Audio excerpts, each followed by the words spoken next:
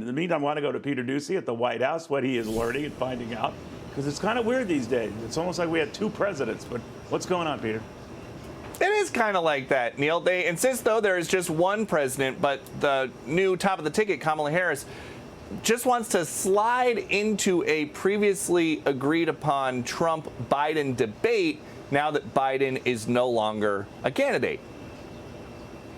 I have agreed to the previously agreed upon September 10th debate. He agreed to that previously. Now it appears he's backpedaling, but I'm ready. And I think the voters deserve to see the split screen that exists in this race on a debate stage. And so I'm ready. Let's go. Worth noting, Fox has extended an invitation to both campaigns for a September debate in Pennsylvania. The Trump team, though, is saying, given the continued political chaos surrounding crooked Joe Biden and the Democrat Party, general election debate details cannot be finalized until Democrats formally decide on their nominee. Well, I went back and looked. In a May letter to the Trump campaign, the Biden team never laid out a contingency for swapping Biden out. So Harris saying a September 10th debate with her has been agreed upon is incorrect. Still on her X account today, this: what happened to anytime, any place? Before any debates, Harris continues securing her party's most influential endorsements, most recently, both Obamas. I can't have this phone call without saying to my girl Kamala, I am proud of you. This is going to be historic. We called to say Michelle and I couldn't be prouder to endorse you. And ask anybody around here, they'll tell you President Biden still has the top job. He says he has a lot that he wants to get done between now and January 20th, when he will leave office, no matter who wins the election. He does plan to spend this weekend at Camp David. Neil.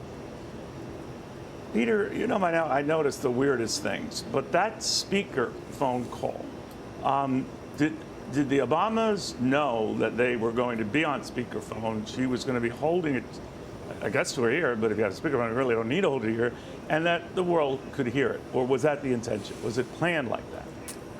I think that because the vice president was wearing a microphone like this one that I am wearing right here, it was probably set up in advance, yeah.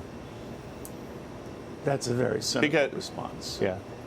I don't know. I mean, look, I walk around like this all the time, but it's because I have to talk to people in New York, and yeah.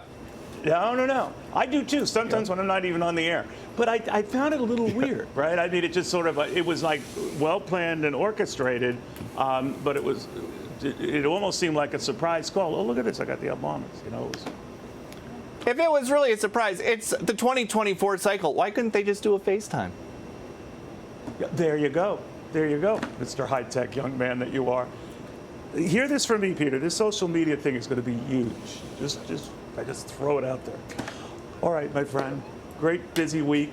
God, what a long week, too, right?